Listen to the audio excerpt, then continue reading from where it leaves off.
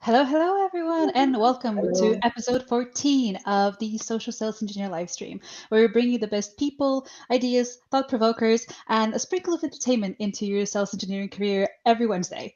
Hi, Patrick. Hi, Lydia. Great to see you. It's Wednesday again. It's Um, Wednesday again. I already get very used to you having a co-host with you. That's amazing. Yeah, It I like creates this I really like this dynamic because we can and part of the start of the show is a little bit of a follow-up. There is a continuation, an episodic sort of nature, if you will. that. Yeah, Things yeah. matter, things change. We are creating a saga, right? Exactly. Like Star Wars, right, or Yeah. something like We're creating a this. fantasy saga. Let's keep it at that.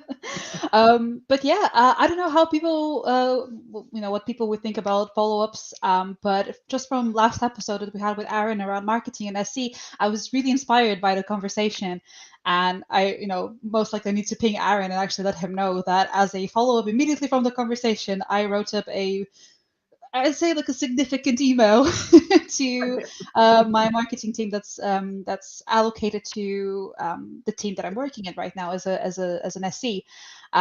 Just sort of pointing them to the stream and telling like, hey, I had this conversation with a VP of marketing, Aaron, at Consensus, and I want to hear what you guys think about working better together.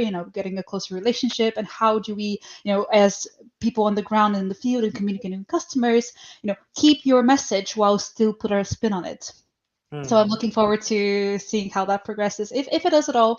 But I'll keep you guys up to date on that if anything comes from that. Yeah, and I also got feedback, of course, to Aaron's um, session. It's thought provoking, right? There's It this is. huge conflict. There were messages like, "Hey, this was amazing," but I also got, and Aaron, maybe you watch. um, some people said you might have circumvented the answer a bit on when it goes. Yeah, but I get the point, right? So this is modern marketing. This is the message, right? Yeah. Yeah, I, but I know maybe you like some conflict, Patrick, but I like that he provoked us enough to say, okay, maybe we need to sort of absolutely. look into this. Um, just the response from the episode was really interesting. Yeah, no, so thank you again, Aaron, for joining us this last week. And for if anyone wants to join on the stream as a guest, please feel free to join. Message either me or Patrick, and join us over here and get the. We promise we'll be nice. A little bit of another follow up is so, and I'm really sorry, Anwell, that I didn't react sooner. But he was very lovely to put a whole list of fantastic storytelling books. So this is the Story Factor by Annette Simmons, The Storyteller Secret and Talk Like Ted by Carmine Gallo, Wired for Story by Lisa Kron, Into the Woods by John Yorke, and my add to that list is Storyworthy by Matthew Dix. And if it's okay, Patrick, can we add it sort of in the as a comment to the LinkedIn stream and on the video, like on the YouTube stream, just so Yes, people can see it. And I if you can't are do it. interested, I can't do it from here. LinkedIn is not like supported as a destination yeah, to post to, but I will do this afterwards, yeah, and Melly will do it for the LinkedIn. alrighty. We will Yeah, no, have it in the show notes. he just posted a fantastic list of what I think are good storytelling books. Not even for it's not pre-sales like only. It is just in general being a good storyteller in your life. So I thank you again, Anmol, for that one. Yeah, He I mean tagged me immediately that's after the episode, and I never actually reacted, so I feel so bad. But yeah, thank you so much. so I think that's what the demo training actually wants to um, tell you in a very condensed way, right? But getting the basics is of course better because you can expand on that. um, so yeah, Yeah, those books are really good. absolutely. And storytelling in general, I think, is a good skill outside of the pre-sales career. So I think nobody will lose from that skill. But yeah, no. So thanks again. And if anyone ever has like they hear us talking about something and they remember like, oh, I have this thing that I posted a while back, let us know and we'll share it around. Just because sharing is caring, and the community gets only stronger as we share our knowledge and understanding between ourselves. Yeah, Um, and last thing, if Patrick would allow me to do a little bit of a self advertisement, go I ahead. was inspired by a lady called Lexi on Twitter. She's Tracker Pacer. She does networking study sessions every Monday. So she does for the Cisco Network Associate studies. And I was really inspired by that. And in my little goal section is to get a AWS certification, so I understand better cloud technologies and all of that. So I have committed myself that on every Monday at 4 p.m. UK time, I will be sitting myself on Twitch, and I will be studying together with people who are also interested in, either just listening, giving some feedback, making some points, or just, need the extra motivation to study along with someone. That's a thing that I've recently discovered is big on on Twitch. So yeah, come along. If Patrick is fine, I'll comment the link to it, and people can come and join next Monday at 4 p.m. UK time. Let's get AWS certs. And how does it work then? You just watch because do you start streaming or do you join a stream in the comment section because somebody needs to stream? Yeah. So I'll be streaming pretty much like my screen and myself, and like just discussing through. I don't, to be honest with you, Patrick, I still don't have a plan exactly how I want to do this. I just needed to commit myself to it because I need this external commitment to actually get stuff done because it's not part of my role. Like, I don't need it to do my job, but I do want to keep on growing and I do want to keep on expanding. So like my knowledge from that perspective. So I'll let you know when I figure out what I'm doing. But I think just sharing my screen and going through materials, discussing it out loud, if people are in the comment section, just to sort of, comment on that, or if they have any questions, that let's figure it out together. So it'll be an interesting experiment. So you can join as well if you're interested in AWS and how that sort of realm of technology works. Yeah, maybe 10 years ago or so. I mean, yeah. Don't count on me with that one. That's why you've just sort of highlighted why we have someone fairly new to the role, who is like super like all over the place, who wants to learn everything, and someone who knows exactly what they're doing. But yeah, that's amazing. But I just got this idea, right? We have no guests today, so we will talk about like this very provocative thing. Like, should we make up some features, capabilities when we sell as sales engineers? So I just got the idea, right? If somebody in watching wants to join, like now, write us in the chat. I think this would be possible. I can send you the link. You join in and give your opinion. Absolutely. Let's try this. We never tried this before. So if somebody wants, I'm open to that. Let's come in. That would be awesome. But yeah, no, because it is I realized it's quite a controversial topic that you've picked today, Patrick. So if anyone has very strong opinions, like most likely I will, and are they want to come online, or even again, there's nothing scary. It's just it's just us. Nobody's judging. Is that as scary? I found out when I was first a guest. There you go. Kerry already volunteered. Perfect. There's Kerry. Oh wait. There he is. Now I need to find out how to invite you. Give me a second. Brilliant. I never thought about this, Patrick. This is brilliant. Yeah, I just thought might make sense. Kerry, I will send you a private message with the link. Okay. And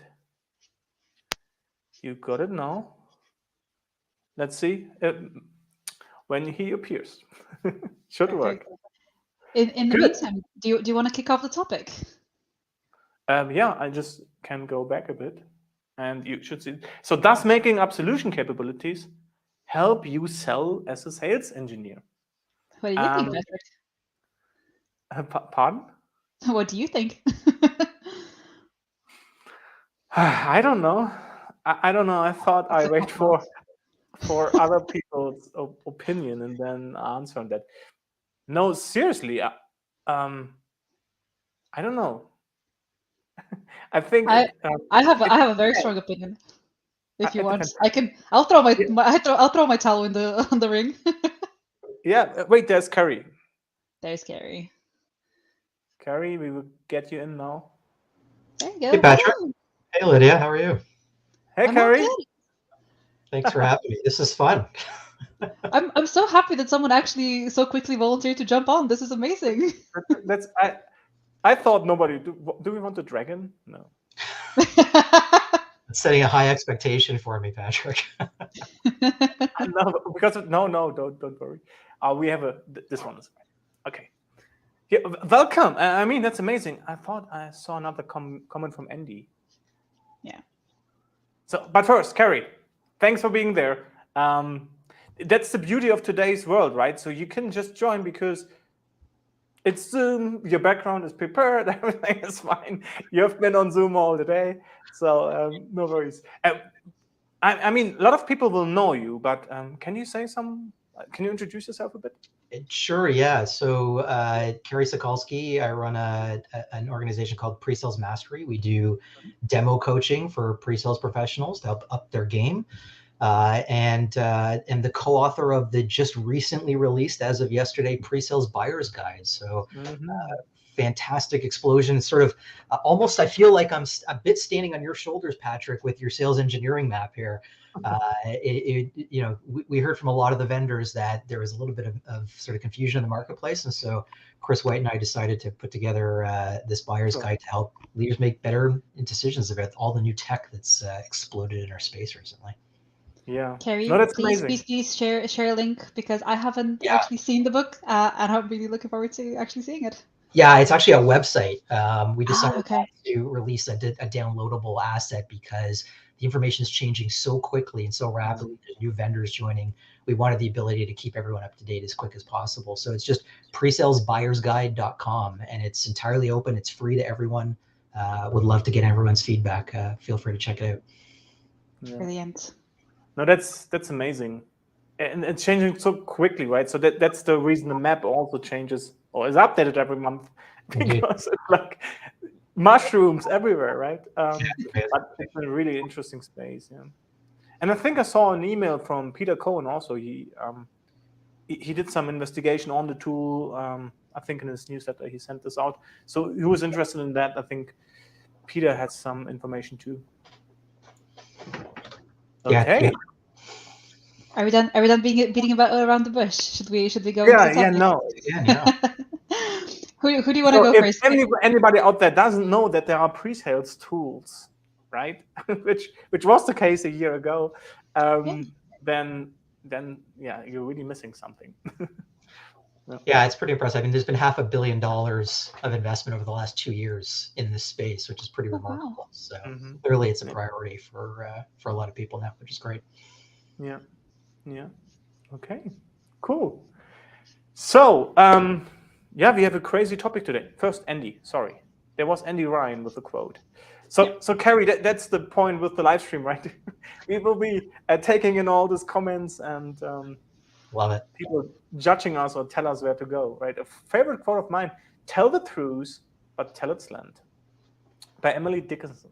She finishes her poem by basically saying that the truth, if shown too directly, has the power to blind us. Oh, that's tough to swallow. That's a really good quote. Yeah. Thank you, Andy. Does anybody have a better translation for me for slant? So a synonym. I think it's tell it from a certain perspective. You get a different viewpoint. Yeah. Okay. Cool. So that's how, as a non-native English speaker, that's how I'll translate it. As a native English speaker, that's how I would translate it as well. So. Yeah. Listen to Kerry. I'm sure Andy will correct us if we've misinterpreted though. I mean, I think it's a really interesting topic, Patrick. It's a fascinating thing. I mean, I think we almost need to define what is the truth, right, in order to really dive into this, because kind of along the lines of Andy's quote, the truth can mean different things to different people. What you say your product can do when you're demoing a prospect may in fact be true when they actually go to implement it many months down the road. Right. And so are you lying by saying it's available or that it can do that when technically it can't do it today? Right. Yeah. So I think that's one thing we need to sort of figure out to start is what is the truth represent? Exactly. No, that's really good. And the thing I would add, my view on that when I was in the field was, I'm selling a dream at the one hand, by or put it maybe less provocative. I'm showing the art of the possible, right? Showing the future and what we can do for the client to solve their pain, right? And this sometimes meant bending what you can do, right? On the one hand. On the other hand, it meant like, yeah, the market is demanding something, right? And we need to, like, we the sales engineers, the sales team who put this feedback back into product, right? And they somehow need to accept that this is the market.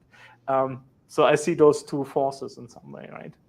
I think that's a great point. I think the fact that in a lot of organizations, pre-sales has the ability to effectively shape the roadmap means that we can almost create the truth. I remember early days in one of the startups I worked at, I was the only SE. I would go out on a sales call or demo, and I would come back from that meeting and walk into the head of product development's office and say, these are the 3 things I need you to build in the product for 2 weeks from now when I develop a POC so that we can implement that. I think that's probably not the case in most organizations aside from really small startups, but we certainly can influence the roadmap based on what we're seeing in the market. Yeah. What I try to do with when I train this stuff, right? What I tell the people is try to pitch the product without using any function, without any feature, right? Because this is what you need to do. That's what you need to be capable of, to really show the value of what you do, because you know it, right? There's a roadmap and you're really excited. Oh, this crazy feature will come finally, right? And you promise it. Maybe you shouldn't, of course. You're not allowed, but somehow it slips through, right? And then you are there because, like, you look like a fool because it doesn't come, right? Roadmap doesn't fulfill the commitment. What now, right? So I would rather say, and that's my greatest, I think, point on that is, don't rely on features, right? That's why it's controversial. I don't mind, right, if you lie or not, but don't rely on them when selling them, right? I think that's it. Sorry, go ahead, Lidia. No, thank you. I was going to say, like, I completely hear what you guys are saying when it comes to the value proposition and how do you position things, and only talking about from that perspective. Like, you listen what the actual gap or what what you're actually trying to solve for the customer there. But at the same time, it feels almost to a certain degree, and I'm not pointing any fingers at sales teams, and I'm not pointing any fingers at no, but we have this on the roadmap. You should actually talk about this. It feels there is a reliance on almost, you say that we can do this, we can do X, Y, and Z, and we'll figure it out. And that's maybe where I'm coming from, a little bit more of a, I don't want to ever have to do that. I don't want to ever have to overpromise something. And that's why when you ask that controversial question, my initial reaction is very, no, we cannot. Like, we cannot make stuff up. It is how it is. And to Kerry's conversation earlier around the truth, you can absolutely say the truth without, it doesn't have to be everything, right? Every product, every solution has all of the positives and all of the negatives, right? The parts where it's not the best at. It doesn't mean that when you sit down with the customers, like, okay, so we have limitation in the here and here and here and here, we can't do this, we can't do that. Obviously, we're not going to do that, right? Does it mean that we're lying or that we're making stuff up when we don't say it up front? I think Patrick's got a really good point, which is, if you say to them, instead of, you'd like to know if we have this particular capability or feature, what is a problem they're trying to solve with that feature? And if instead you change the discussion to, okay, this is what I think you're trying to do, here's a way that we can solve that. And it doesn't have to be dependent on the feature they've specifically asked for. And that's usually the case, right? To Patrick's point, we talk about the art of the possible. In fact, what I see a lot of my clients do is take that to the extreme, which I think is to their detriment, where they actually give multiple ways to do things. And I think that actually hurts us, because we should be the trusted experts that are leading people down the path and providing our suggested way to do it based on what we know of what they're trying to accomplish. But I think if you can really get to that underlying business challenge that they're looking for, most people, assuming that your workaround or your way of doing it isn't completely onerous and difficult, are probably going to say, oh, okay, that's fine. As long as you can accomplish what I'm looking to do, I don't care that you can change this color green or purple, right? Mhm. A quote I keep on hearing from far senior colleagues in my team is, "A confused mind always says no." So to your point about you always have to you have to lead people and be the trusted advisor in that sense. You can't say, "Oh, we can do everything and bring you coffee at the same time." You have to say, "This is what I think you should be doing from what we've discussed from problems so far." Yeah, absolutely. So it's really resonating from that perspective. I have actually one more quote. I read this recently. Do I have the book here? Yes, I want to show the book. Give me a second. Because it's from here and I don't want to steal this. Because I like this. I read this over the last week or so. The Qualified Sales Leader. I think it's a self-published book by John McMahon, right? And he was 5 times CRO. It's pretty good. And he says something that's struck with me. He doesn't speak about sales engineers in here, but he says you get relegated down to the personal hierarchy you speak like, right? So when you're using technical terms, when you're selling, you will get down to the technical people, and you need to talk about all this stuff, right? So it's really up to you also where you play your game. In a certain way, you can shape it, I would say, right? Yeah, I think that's a really Like interesting. Yeah, I like that quote. I think the other thing too that we probably should think about is the fact that, telling the truth when it relates to a negative isn't necessarily a bad thing. Now, I don't think we should offer up unsolicited negative information about our company or solution or ourselves, but if someone is directly asked, if directly asked a question, the answer is no, we can't do that. I don't think it's necessarily a bad thing to say that. Part of being a trusted expert is to be honest, right? And so the worst thing we can do in completely eroding our credibility is get caught in any lie whatsoever, right? Whether it's in the meeting itself or later on when we've destroyed the company's credibility because we overpromised in the sales cycle and we just cannot deliver whatsoever after they've signed the dotted line. So I think it's really important that we make sure that we recognize that the truth can be a good thing. I remember, and this is just an interesting side note, one of the earlier companies I was involved in, our CEO went on his first customer roadshow and visited a couple dozen clients. And he came back with some really interesting feedback for our pre-sales team, which was we needed to stop saying that our solution was easy. And the reason why that was important was the prospects and the customers didn't care whether or not it was actually easy. We were telling it was a solution that as long as you had sort of deep Excel knowledge and database knowledge, you could sort of do it on your own as a business user. You didn't need to involve IT. And that was oversimplifying things. And what the customers found was you actually did need to have some additional technical skills. And so they weren't prepared to implement our solution because they didn't have the right people on the team. And they said to us, if you had told us exactly the skill sets that we need and were honest with us, we just would have hired those people or made sure the people we assigned to this project were properly accredited. And we would have, not had so many issues at the start. And all you need to do is be honest with us. We don't care that it's not the hardest thing to do. And so I think we intuitively think that the second we say something about our solution that it's a limitation or can't do, it's a bad thing for us and it's going to hurt us in the sales cycle. And that's not always true. Yeah, no, absolutely. I fully agree, because where you can differentiate today as a sales engineer is telling customers the problems they will face in implementing software in general and your software, right?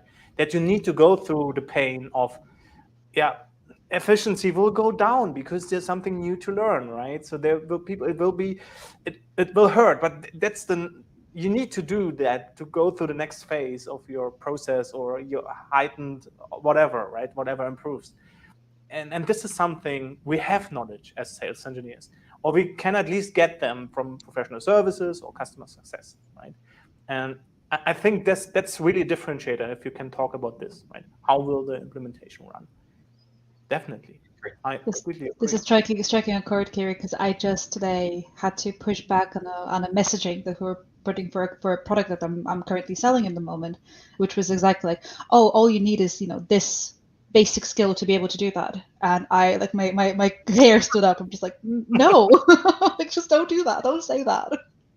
This is why we're having these problems with X, Y, and Z product, because it's not over promising. And I think this is also because when we say making up capabilities, is the capabilities of the product, right? It can do, as I said earlier, it can do all of these things and also make you coffee. But it's also, is it making stuff up when we're saying that something is a lot easier than it actually is, or that we see it as easier than it actually is? What do you guys think? First of all, I want to bring in Andy's. You never recover from a lie. Yeah. True. And I think this answers your question in some way, Lidia, or? Yeah, I think so. Well, do you guys agree in that sense of you need to be honest with people how difficult it is actually going to be? Similar to Kerry's story with the customer actually had a positive spin on it. They actually helped them in the long term. I would say you need to be, like Kerry said, you need to state exactly what will going to happen, but leave the judgment to the client, right? Because that's what's happening. You're judging before out of your whatever experience, but maybe and if you go one more step forward, you could even say you didn't slow down enough at the beginning of the deal, right? You didn't do discovery to that end that you really understood what you're doing when you're saying it's easy, right? So then you're prematurely like pitching something and you don't know, is this actually hitting a chord, right? Yeah. With the customer in that sense. Yeah. So no, and don't say it's difficult, but say the truth, or say exactly what's going to happen, and then leave the judgment to the customer. I think that's a really, really good point, Patrick. This is how we do it, and you can make the assumption whether that's difficult or not for you. Yeah, that's why I'm a big fan of an engagement plan, even as sales engineers. Lay out your processes, right? Say we will have discovery together. Then I want additional interviews. Then we will do scoping, and after scoping, we will do a POC, POV, whatever scenario, right? And if you bring this up front, say this is how we make you successful. Most clients will at least agree or are biased towards the process, and you're kind of in control, right? So those are really tools pre-sales sales engineers can use, right? Oh, there's a question from Anshita Verma. Helps build credibility in the long run. Yeah, so I think she refers to Andy's not to lie or tell the truth, right? Yeah, I mean, one thing that I think is interesting too, that I think is a really good technique that a lot of pre-sales folks use is simply asking the prospect during the meeting, how do you feel this might work for you? Right? It's a good open-ended question. It gets them engaged, and it tends to solicit pretty honest feedback, which is something we necessarily struggle to get from our prospects some of the time, right? And it allows you to course correct during your demo. But you'll find out very quickly if this will seem like it's too complex for them, or it's something they can't do, or it's not going to fit their needs. And I think too few people do that, unfortunately, is really sort of take their temperature, because your point is valid, Lidia. It's, we might think it's really easy, but for the viewer's eyes, it's not. And I think that translates to everything we do when we're presenting. I talk about what I call the familiarity trap, which is basically my terminology for the curse of knowledge, which is we're all so familiar with our solutions and our space and our domains that we tend to under-explain things, whether it's how a product works or how the problems we're solving, or we use jargon that the prospect or part of the audience just doesn't understand. And it's not that we necessarily need to dumb it down, but I think a lot of the times we do. We need to make sure that we're communicating in a way that our prospects and our clients can truly understand us. And I don't think that you can really understand if they are getting what you're saying unless you are checking in with them on a pretty regular basis. Yeah, and why do you think, Kerry, or Lidia, of course, why do you think pre-sales don't ask? We're scared of the negative answer. It's absolutely fear. It's fear of getting at least for myself, right? If I ask these open-ended question of, does it make, like, not does it make sense, but what do you think this is going to be easy for you guys? Is it going to be approachable for you guys from a technology perspective? And if the answer is no, help, right? You're stuck. Yeah, I think that's a really accurate point, Lidia. I think I look at it a little bit differently, having run a bunch of sales or pre-sales teams before, in that I actually think those situations are amazing learning experiences for us as sellers, where we are now going to realize, okay, I ran into a roadblock. I don't have an answer for that. And instead of just saying, no, we can't do that, I like to defer and say, I'm actually not sure what the best approach is for that, but let me get back to you on that and do a little bit more discovery, find out exactly what their use case is, exactly what they're looking to accomplish, and then give yourself the opportunity to go back into your broader organization, pull in all the other experts and get an answer, and then go back to the customer again and make sure you're following up very timely and whatever, even if it is not necessarily the right answer for them. But what it does is it equips you with another tool in your tool belt that when that objection or that question comes up next time, you now know how to handle it. And so I look at questions where we're stumped as actually great experiences. It may not seem great at the time where you're like, ew, I don't know, but that's actually not a bad thing. And it also tells the prospect that you are being honest. You're not otherwise telling them something that's not true, because when they did stump you, you didn't give them some rote answer that isn't necessarily true. It's that you're admitting you don't know everything. You're going to get back to them. So build credibility. No, that's amazing. And Lidia, you can even make a game out of this, right? So because from a sales perspective, what you do is you're hunting objections, and you want them as early as possible in the deal cycle. The last thing you want is that you ask this in one of the final meetings, right? Is the technology actually a problem? Yes. And then what? Why didn't you say earlier, right? You didn't ask. So hunt those objections down, right? Get them as early as possible. So maybe this takes away the fear, because you're actually looking for that feedback, right? That's a really good approach. And I think especially for new people coming into the role, this whole, we're very, and it's again, no detriment to anyone training me or training new SEs coming into a role, but nobody ever teaches you how to actually handle the stress of the objection, because it's not nice to, you believe so hard in the thing, especially again, new person coming into the pre-sales, like, you want to believe in what you're selling, you want to believe in what you're doing, and then somebody turns around and says like, no, what you're doing doesn't make sense to me. That's just dreadful. Especially the first 5-10 times. Obviously, over time, you gain the experience of how to deal with it. But handling it in a gamified way, Patrick, that's a really nifty idea. I might actually use that. I'll put it on for my next follow-up. No, great if it works. I just think Andy wrote a huge message. And Andy, do you want to join too? And Kyle, if you want, tell us if you want to be part of this. Yeah, we have a lot of room. I think we can take some people. Let's fill it up today with voices. I love this. This is really cool, Patrick. I absolutely have to do this. Andy, let me know if you want. I don't want to steal his thunder if he's joining, but he does have a great point about you need to, a lot of the time, manage your sales counterpart to make sure they're not undermining whatever you're going to say. Sure, Andy wants. Okay. Kyle, what about you? Awesome. You wrote something too. Let's hide then Andy's point so he can say it. Yeah. In person.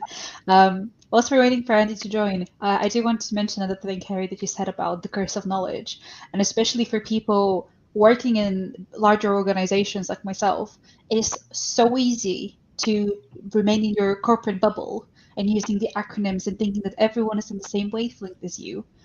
My suggestion with that is explain what you're doing and what you're selling to your mom and dad, or some other relative in your family that is unrelated to technology, because that is so easy to understand. And what you're saying is not dumbing it down, it's making it in plain English. And I think that's a huge part of our role, of explaining complicated things simply. Back to the previous quote. You're spot on. I use the same analogy, Lidia. I use a grandparent as my example, but it's exactly the same point that you have. And it isn't dumbing down. It's plain English. You need to use plain language to connect with people appropriately. And the second you start to try and highbrow it and get overly technical or overly specific is when you start to lose people. So yeah, great point. Then let's bring in Kyle. He didn't answer. If you want to join. So Kyle says, break it down to 3 components. Let the audience prioritize halfway to a solution. Kyle, I'm not sure I get it. Yeah, I'm a Let the little audience prioritize. Okay. Or was this maybe on Andy's message? Oh yeah, that's actually a good point. Let's see. Let me take this out again. I sent Andy the link. Maybe he's preparing his background now. Okay. No, I love this. I have another use case because I'm not sure I get it either. We're all figuring it out, Kyle. Kyle, if you want to join the conversation and explain it, that's great. I will send you the link. There's one point that just comes into my mind. What if, and I have this currently with one client, what if you are placed in the Gartner MQ, but in a not so good spot? And then the customer asks, oh, why are you left, right? Why are you that far on the left so you don't even see it anymore that way? Isn't that similar? What do you do? Well, I think it comes down to what is the left quadrant you're in, right? Or is it, and why are you in that quadrant? Is it because you don't have, because I think Gartner's quadrants are feature, function, capability, and sort of success of implementation, or how reliably you can sort of implement. And so the feature function gap is one that I think is probably more along the lines of what we're talking about now. The implementation gap is a challenging one for us because very infrequently are we involved in the implementation or responsible for it. And I think what I've seen really successfully done is a lot of software organizations have services sellers that join the calls to talk about specifically how they're going to make that prospect successful once they actually start to implement. And that's all they've experienced being a part of the implementations. They're much more able to talk to it intelligently. And so if that's a role that exists in your organization, I would say try and know that that's going to be a problem up front. And I think that's probably one of the biggest learnings is know your limitations, know your company's limitations, know your product's limitations, know your personal limitations before you get in that room so that you are better prepared to handle these things. I think if it's a functional gap that's out there, then hopefully you've got ways that you can work around that, right, and address it. I think, for any of us that have been involved in Gartner Market Scopes or similar types of exercises, it's, how the analyst interprets what your solution can do and what it can actually do. A lot of times there's a gap there. And so I think there's ways around that. Yeah, and in this case, it's actually being a niche player. So it's okay, right? Everything is all right. It's just, you just need to proactively, most of the time, go out and say, look, I know you will come across this, so let me explain proactively what it means, right? So this is just being aware. The same with your features or capability. I think it's the same we just discussed, right? If you know of limitations, go out and be proactive and explain why they exist.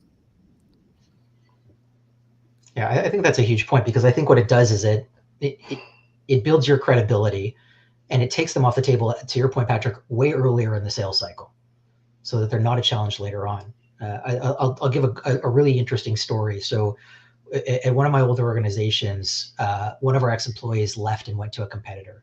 And we found out in the middle of one of our sales cycles, we were killing it. We were doing great. We were going to be the selected vendor, but the internal champion called us up and said, look, I've gotten an email from your competitor, and it calls out these 10 things they said that you guys can't do or you don't do well.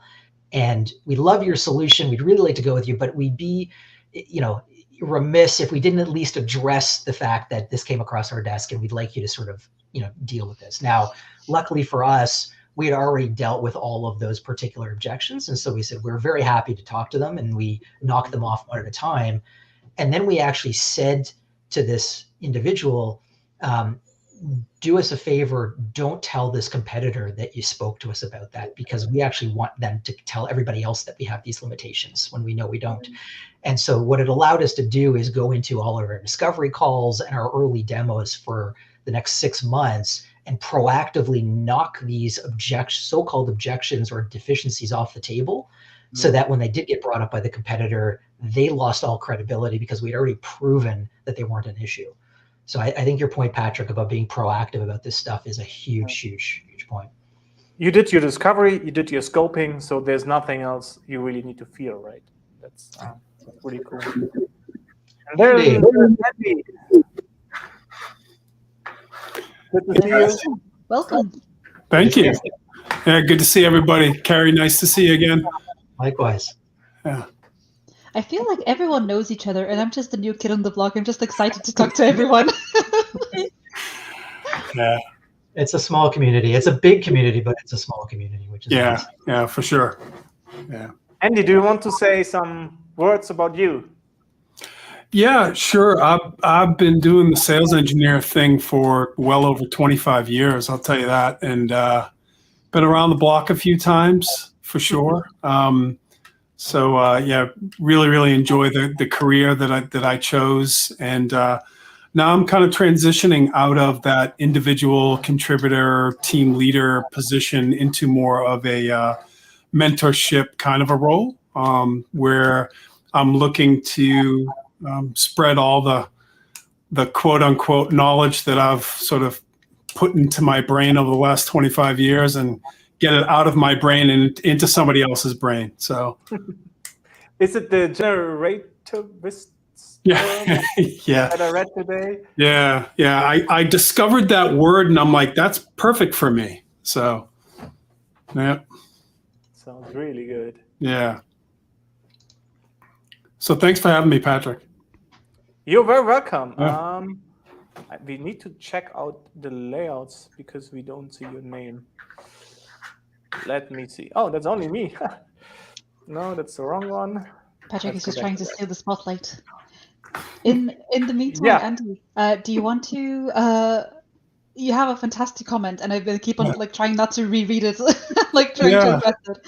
Sure. Do you want to cover that off? Yeah, you know, in my experience, you know, when we're partnered with, as a sales engineer, we're typically partnered with an account executive when we go out on these sales calls and visit our customers. And what sometimes we don't understand is they have different fears than we have. And their fear, like I made in the comment, generally is a fear of losing the deal. And they're generally bred to do whatever they can possibly think of to not lose the deal. But what they don't understand sometimes is that credibility is one of those things that causes you to lose a deal.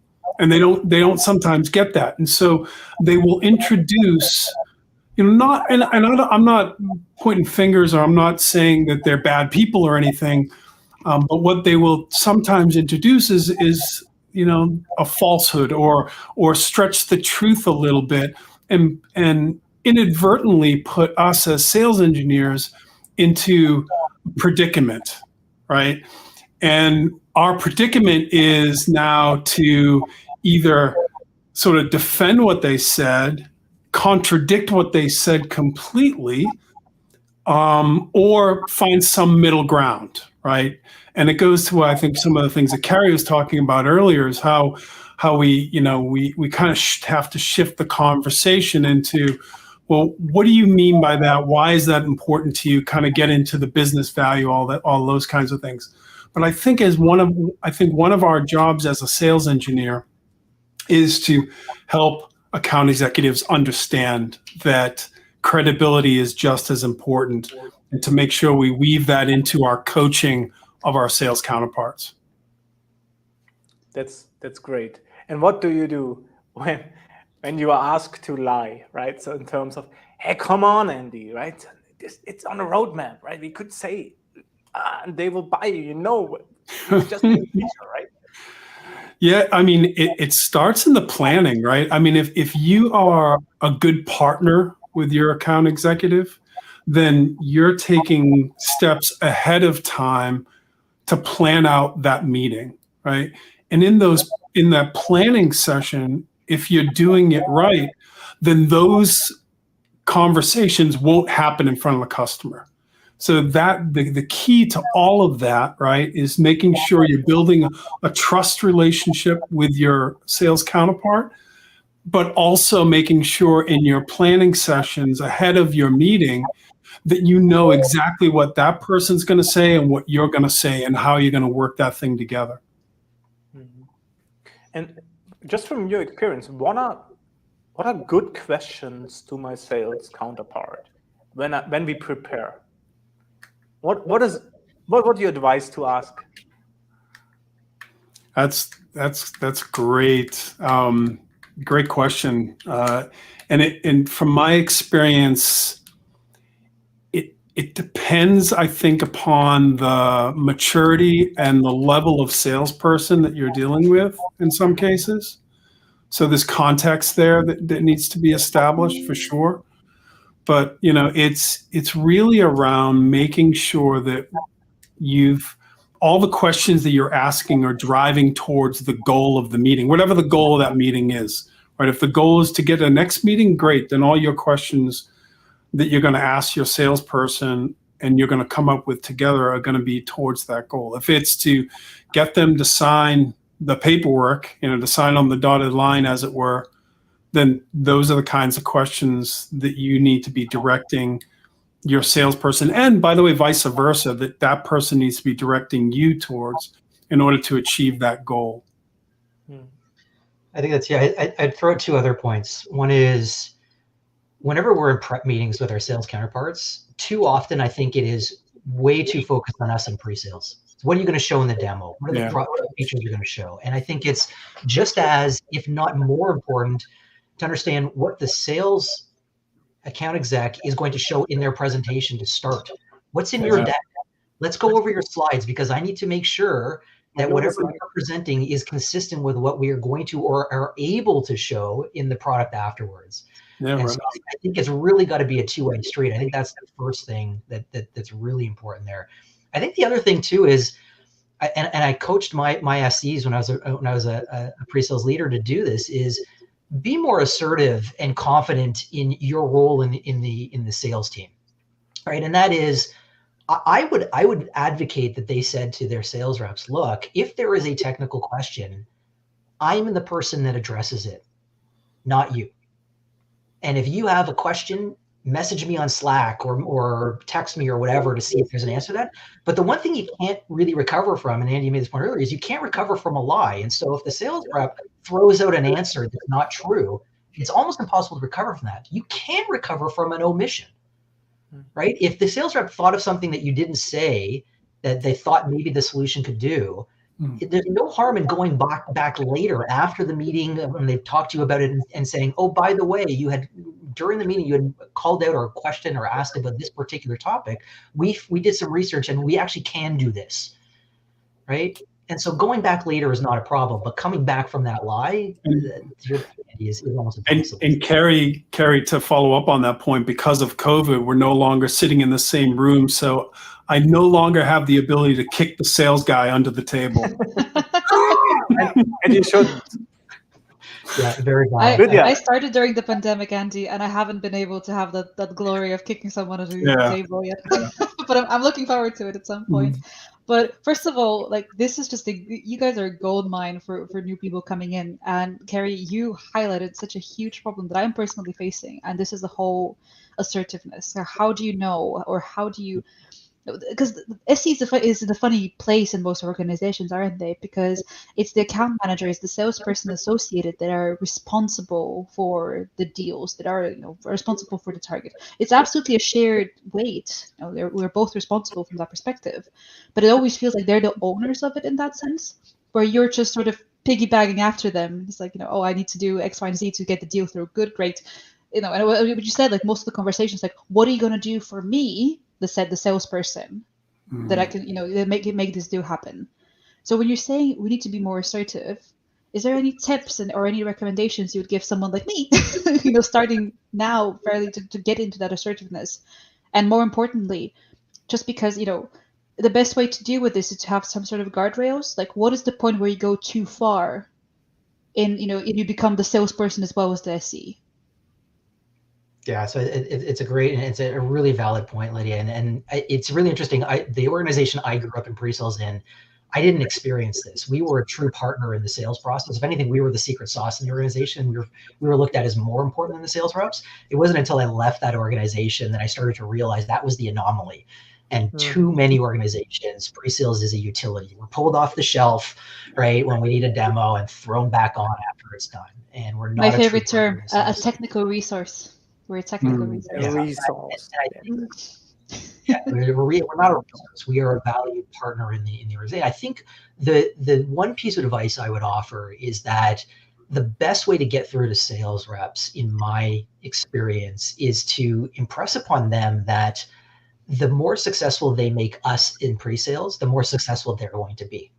If we can do our job better, because you're giving us the ability to join your discovery calls, to prepare accordingly for all your deals, to align and make sure that we're on the same page in our meetings, to strategize before and after our meetings with them, then they're going to be more successful. They're going to make more money. And so it's in their best interests to make us as successful as possible. If they're undermining us during our meetings or beforehand, or putting a meeting on our calendar for 15 minutes from now with zero prep time, they're not going to hit their numbers. And that's the one technique I've seen be the most effective in my experience, but I'm sure there's lots of them, but that one seems to resonate with a lot of sales reps in my experience. Thank you. I've one more thing for you, Lydia. That's also very practical. It's 2 questions. When you prepare with the sales rep, you ask, why will we win this deal? Right? Tell me, why will we win? So you probe the preparedness of the sales rep. And the other one, what will the CIO think once he leaves our meeting? So replace CIO with the highest level executive that's in the meeting. So you get the goals, right? And you know exactly what you want to place in their head to accelerate the deal, right? So those are the 2 things. Very tactically. Yeah. Both of those were awesome. Any advice from you? Yeah, I mean, like Kerry, I was privileged when I first began my SE journey. I was privileged to work in a company that, like Kerry, was true partnership, right? The CEO of that company found the value of the SE to be extremely powerful in winning business. And so I had the opportunity to kind of go through that. But then obviously in later years, kind of similar to the other stories where it wasn't treated, we were treated more as a technical resource. And, really the advice to be assertive, I mean, it matches right up with what Kerry was saying. I mean, we have to, the value that we bring is almost, it's almost intangible in some cases, right? But it's palpable, right? Which is, you can look at data that says if the SC was involved in the deal, the deal closed, or you have better success when an SE wasn't involved. And you can actually pull that data out and use that as your foundation to come in and have those discussions with your account executives and more importantly, the sales leadership team, right? Because it has to be behaviors. It's great to change the behavior of the rep that you're supporting, but it's also important to change the behavior of the sales leadership if they're not in line with this belief that the SEs are just as an important part of the organization as the sales teams. Cool. Kerry, that reminds me of what we, I think, spoke about on LinkedIn today with the coaching and your statistics, right? So coaching is as important as the SE on the deal, right? So in some sense, that's just a correlation I just had, right? Yeah, I mean, look, as managers, our job is not to be the star; it's to make our team the stars. And I personally feel that literally the best use of managers' time is to coach their team up. right? And regardless of what it is, whether it's how to interface and interact with their account execs to this topic, or it's how to deliver a demo or how to do discovery. But that coaching is really what's going to make a force multiplier effect, where you as a leader don't have to be on every call in order for it to be successful. You don't have to be exec sponsoring every deal for it to actually be a win. You can turn your team into the winners themselves. And so, yeah, if you're not doing coaching, you need to start. Yeah. Cool. Yeah, great one. And it feels like, and this is the point in some way, having the SE on the deal is like coaching a team, right? So you need both, and you will be the numbers. Maybe the numbers are even equal. You said I think 73% or so improved. What was it? I don't remember exactly. Yeah, 73% of sales leaders spend less than 5% of their time coaching. And so if you've got a team of 5 people, you're spending less than 1% of your time coaching your individuals per person. And that's insane when there's lots of research to show that coaching is the single biggest impact on improving performance and win rates. I'll say though, Kerry, it's hard. Like I was a leader as well. And I fell into that 1 to 5% mark simply because the organizations that I was part of had this sort of philosophy about managing up rather than managing down, right? And that philosophy of managing up, it's really hard to coach in those kinds of environments. But when I did have the opportunity, I will say it was literally the most rewarding part of being a sales engineering leader, was doing that part of it. So, yeah, great. And Sorry, time's the problem. maybe a little bit of a silly question. Sorry, Kerry, but what do you mean by when you say managing up rather than managing down? Right. So in a situation where you're managing up, you are driven by behaviors that feed into executive leadership that are saying, give me numbers, give me this, give me that, rather than the opposite, which is go manage your team towards success. So if I'm managing my team downward, meaning I'm focused directly on them and not necessarily on the executive team. I'm following strategy and stuff, of course, but not focused on the executive team specifically. The effect of that managing down, which some management teams don't see, is if I'm successful managing down, then they'll be successful, in their numbers and whatever else they're trying to do from a strategy perspective. So it's kind of this, the emphasis is on your team rather than the emphasis being on your senior leadership. Understood. Thank you, Andy. Yeah. Cool. Yeah, a nice one. I mean, I think this was a good wrap up, wasn't it? And this was spontaneous. Thank you, guys. Yeah, sure. It was awesome. Thank you so much for joining. Thank you so much for joining. Anytime.